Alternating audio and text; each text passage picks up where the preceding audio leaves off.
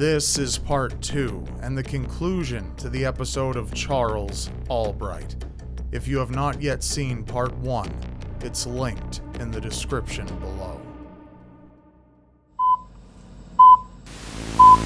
Yeah, I just couldn't believe it. He was a real nice person. Bring us souvenirs back when he went to vacation, watched our house. For 3 years, Maura Paramo and her family have lived next door to 57-year-old Charles Albright.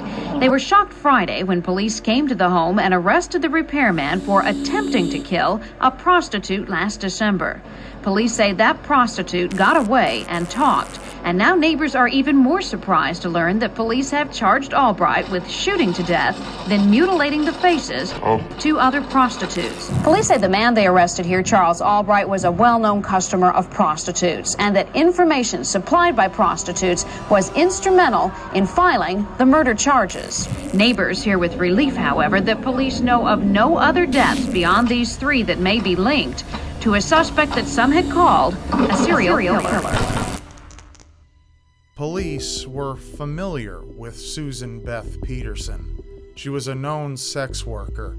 Her body was found on a Sunday morning just outside the city limits of Dallas, Texas. She had been shot in the head, chest, and stomach. Detective Larry Oliver accompanied the body to the autopsy room where a gruesome discovery was revealed. When the examiner opened one of Susan's eyelids, it became apparent that her eyeballs had been expertly cut out. As shocking as this was, what was more frightening still was that this wasn't the first eyeless body discovered along the same stretch of road. In this episode, the extent of a corrupt mind becomes apparent when we delve into the murders and capture of Charles Albright, the eyeball killer.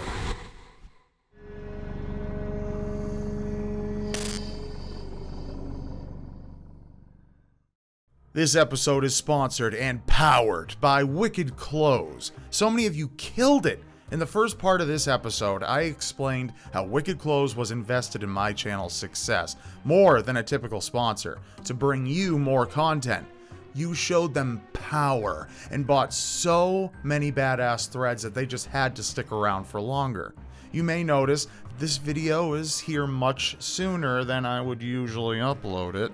That's thanks to Wicked Clothes and, of course, so many of you who visited them, bought from them, shared them, told them how badly you wanted us to be together forever.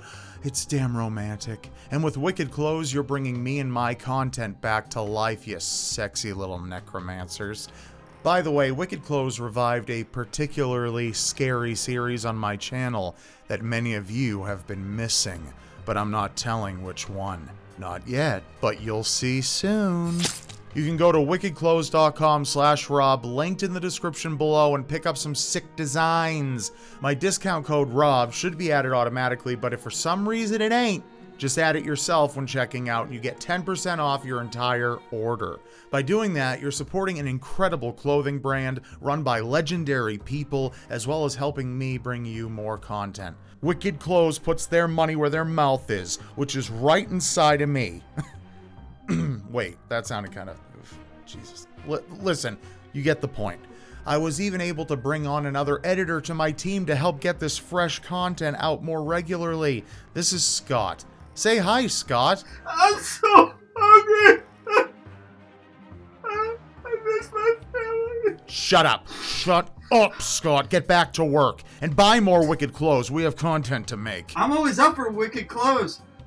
I could buy some more Wicked Clothes at wickedclothes.com/Rob. Who needs a family or food when you have Wicked Clothes? That's right, Scott. Now get back to work or you're getting the daddy dance tonight. Okay! So if you want to keep the content coming, changing, evolving, being powered up, keep showing that sweet syrupy support for Wicked Clothes by purchasing some of their sick, twisted, and funny clothes using my link or code below. And leave a comment below in the comment section below. That's where the comments go.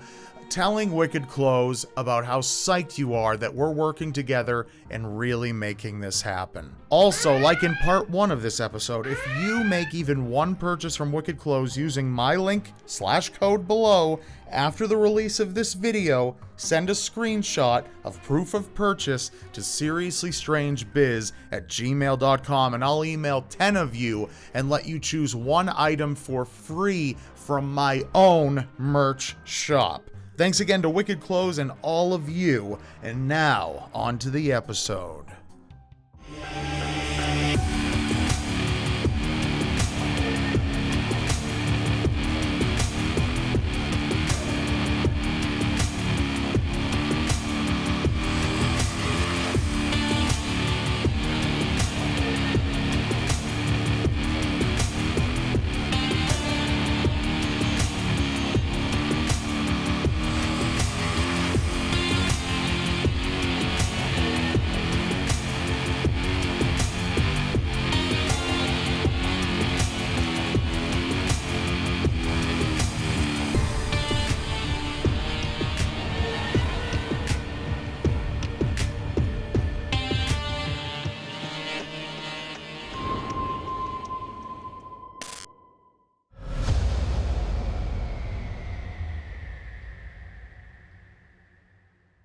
Despite her body being on the same road as Mary Lou Pratt, Susan Beth Peterson was found outside the city limits, meaning it was in a different jurisdiction.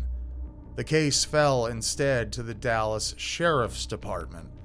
When the medical examiner found the killer's handiwork, they told Detective Oliver that there had been a mutilation case similar 2 months earlier.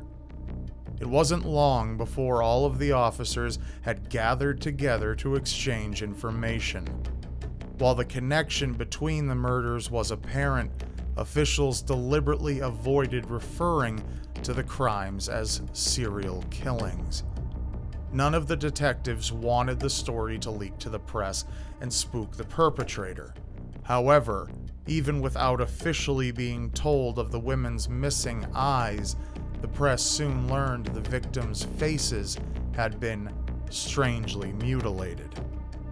This detail stirred a media frenzy. Reporters called from all over the country, and fear gripped the city. Police believed whoever was hunting prostitutes had to have been well known to the women. Mary Lou had been a long-time sex worker and was familiar with the dangers of her trade. As well, Susan Peterson was known to the beat cops as being a fearless hooker. She was an expert pickpocket and would threaten other women who got too close to her corner. If the killer had been able to get close to Peterson, they would have to be one of her regular tricks. The area both women worked from was near the Star Motel in Oak Cliff. Police felt obligated to warn other sex workers in the area. Flyers were posted urging the women to stay off the street. They once had avoided the cops, but now instead they rushed to the officers to tell them about their suspicious Johns. Despite the leads they were given, the case didn't seem to be going anywhere. Then there were the crimes themselves. The nearly surgical precision in which the victim's eyes were removed was not something that just anyone could have accomplished. When their eyelids were closed, there were no visible cuts or bruises near the empty sockets to indicate the mutilation had occurred at all. The crimes had to be done by someone with some skill and knowledge of human anatomy. Both women had been shot in the head. These murders were cold, and the killer wanted to be sure that they would not survive his attack. He had been careful as no valuable evidence was found at the scene and no one saw the women getting dumped on the street. Without anything credible to move forward with, the cases were not gaining any traction. They would need something or someone to track down this killer.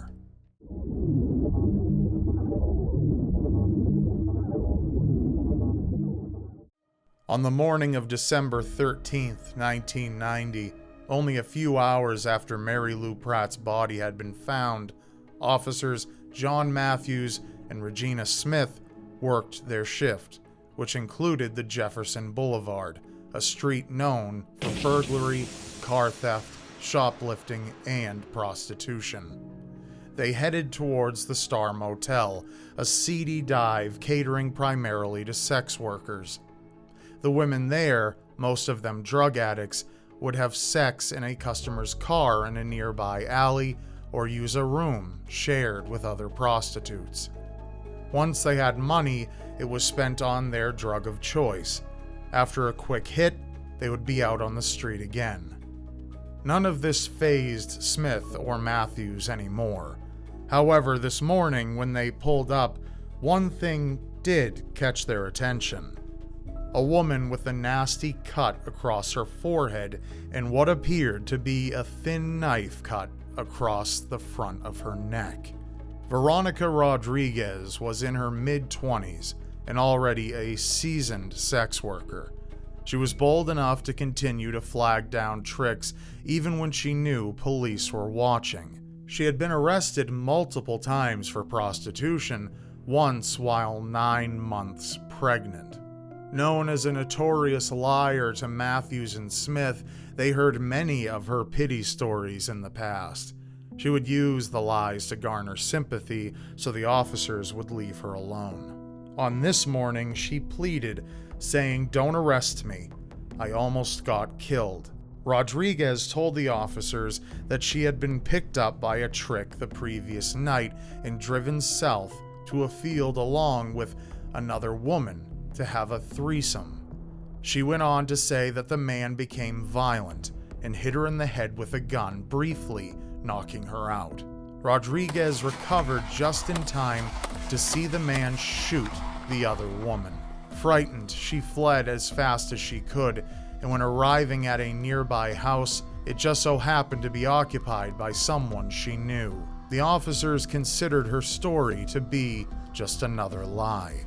While she was clearly beaten, it wasn't out of the ordinary for women working on the streets to get assaulted, and with her history of drug abuse, they didn't follow up on her claim. 2 days later, on an afternoon drive past the Star Motel, Matthews and Smith saw Rodriguez again. She was sitting with a middle-aged white man in the cab of an 18-wheeler. They pulled up and asked the driver for his license. His name was Axton Schindler, a resident of the nearby Oak Cliff neighborhood. When they ran his name, it came back with nothing but a few unpaid parking tickets. Rodriguez began shouting from the back of the squad car for the cops not to arrest him.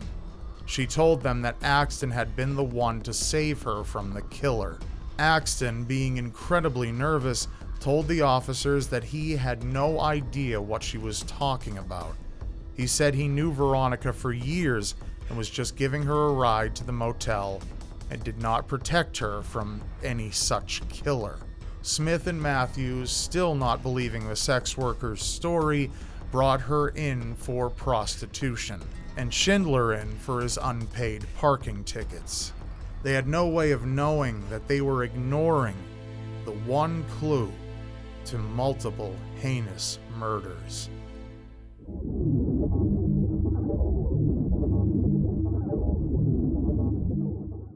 After the death of a street-hardened sex worker like Susan Peterson, many women were scared. However, not all groups were worried. African American prostitutes saw the killings as an opportunity for them to get more business. They felt secure that the killer was only hunting Caucasian women. For Shirley Williams, this would be a fatal assumption. Shirley worked as a maid at the Avalon Motel during the day and turned tricks at night. She was last seen wearing jeans and a yellow raincoat and appeared to be high on drugs. On March 19, 1991, her naked body was found crumpled against a curb in a residential area. The gruesome scene was half a block from an elementary school. She had clearly been dumped there. Nothing but an unopened condom was found beside her body. Officials on the scene asked a field agent from a medical examiner's office to check the victim's eyes. When Williams' eyelids were flipped open, officers were given the unfortunate news. They were gone. There was now a third victim. The autopsy showed a change beyond that of the killer's type. Like the others, she had been shot in the head and her eyeballs were gone. The difference was that the removal of her eyes had been hurried. There were rushed cuts around her face. The sloppier work even left officers with a clue. The tip of an X-Acto blade had been found in one of the cuts. There were still no witnesses, there was no murder weapon, no fingerprints, and the murderer had expanded his victim pool and changed locations. Without other leads, the publicity of the mutilations and murders had given the perpetrator a chance to evolve. There was no telling what he would do next.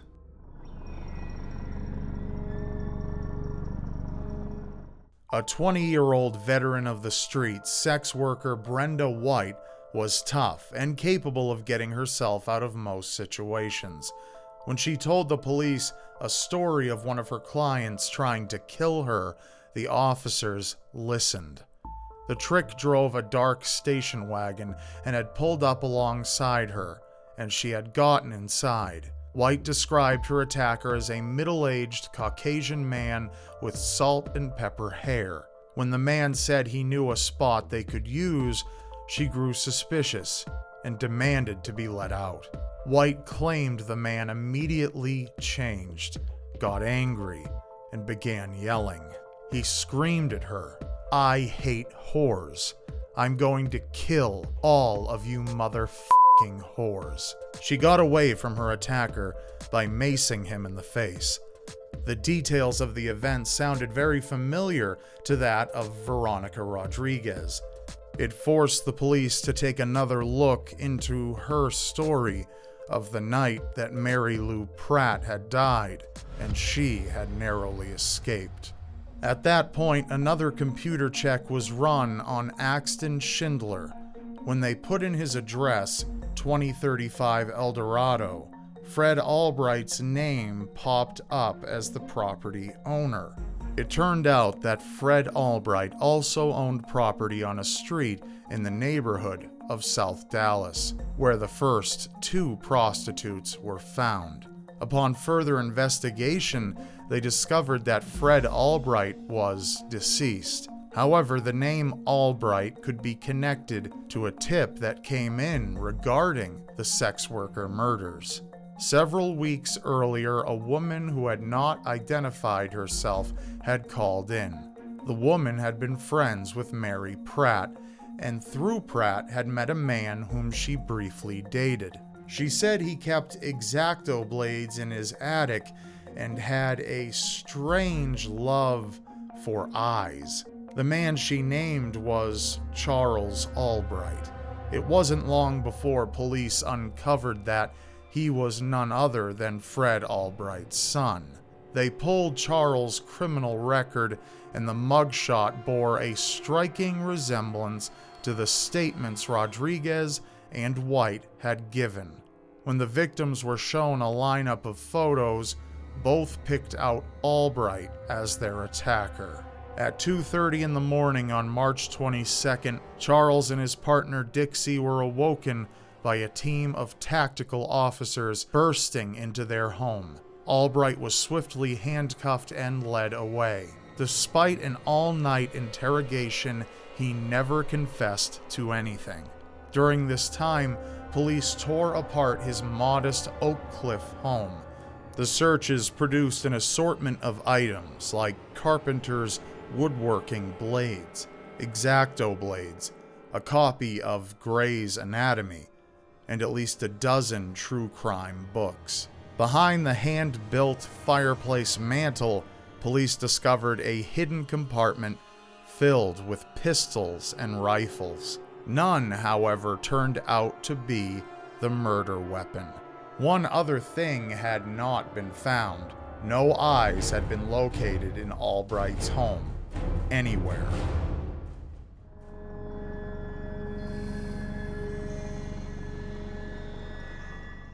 Now that they had a suspect, police began to establish a case against Albright. They showed his picture to the women who worked around the Star Motel. Many identified him as one of their regulars. However, no one could remember seeing Charles with the 3 victims on the night in question. Regardless of their lack of evidence, police chose to charge Albright with the 3 murders and the murder of a 4th sex worker named Rhonda Bowie, who had been stabbed more than 20 times. However, they simply didn't have enough to make a case, and all but one of the murder charges, the murder of Shirley Williams, was dropped. The investigation was falling apart, and as the trial date neared, Veronica Rodriguez decided to testify as a witness for the defense. She claimed that she and Albright had never been together, and that the detective had coerced her into picking Albright's photograph from the lineup. As well, Axton Schindler continued to deny that he had saved Rodriguez from a killer. This left District Attorney Toby Shook with only circumstantial evidence to build his case. After Albright's arrest, the city's forensic lab reported that hairs found on the bodies of the dead sex workers were similar to hair samples taken from Albright's head and pubic area. As well, hairs found in Albright's vacuum cleaner matched that of the 3rd sex worker killed, Shirley Williams. In a field near where Williams had last been seen, officers recovered a yellow raincoat that matched the description of the coat that she was last seen wearing, and a blanket. Hairs on the coat and blanket also matched Albright's hair. However, this was not enough to conclude that he was the perpetrator. Forensic science at the time could only say that the hairs were similar, not that they had absolutely come from Albright or his victims. For the first time in its history, the DA's office was going for a murder conviction based solely on controversial hair evidence. Albright's defense attorney, Brad Lawler, tried to convince the jury that the case against Albright was flimsy at best. He attempted to throw suspicion on Axton Schindler, who just happened to skip town the week of the trial. There was nothing to tie Schindler to the case except for an empty .44 caliber bullet box found behind the house, which Albright might have dropped there himself. When Schindler's and Albright's photos were shown to dozens of sex workers, none recognized Schindler, but many recognized Albright. As well, none of the hairs found on the victims could be linked to Schindler at all. On December 18, 1991, the jury returned. The verdict found that Charles Albright was guilty, and he was given a life sentence for the murder of Shirley Williams.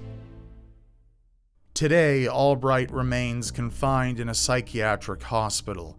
He continues to insist he never killed anyone and has certainly never done anything as heinous as hold a human eyeball. Friends of Charles still firmly believe he couldn't have committed the crimes. Others think Axton Schindler was the real killer and that he got away with murder. No one has ever been convicted in the deaths of Mary Lou Pratt or Susan Beth Peterson, and the eyes of all 3 victims have never been recovered. These factors make Albright a unique addition to the serial killer files, but nevertheless, the hallmarks are there. Early childhood trauma may have led to Albright's dark obsession and need to kill, or the publicity of the crimes caused a rush to accusation and a miscarriage of justice. Whether a satisfying end to the case or not, in the eyes of the law, the eyeball killer, Charles Albright, is facing the punishment for his crimes. What we know is that many factors go into raising a child, and sometimes a parent can take things too far. They become overprotective, overcritical, and overbearing, taking punishments to disturbing extremes, shielding their child from outsiders' skepticisms, and forbidding things that their child takes a powerful curiosity in. As the years pass like this, that child eventually grows to become an adult whom the parents believe they've formed into an upstanding, productive member of society. But this child, now grown, is prepared to tell a different story. Inside of their darkened mind lurks a sobbing, wailing, twisted abomination, a gnarled and distorted shadow of their youth. It came into being more and more with every new perversion suffered, shattering their innocence into countless pieces. What was left was a gruesomely curious, childlike beast, quick to severe emotions, covered in weeping sores and scars, all left over from each past abuse, sifting through the viciously sharp shards of their innocence in a vain attempt to piece it all back together.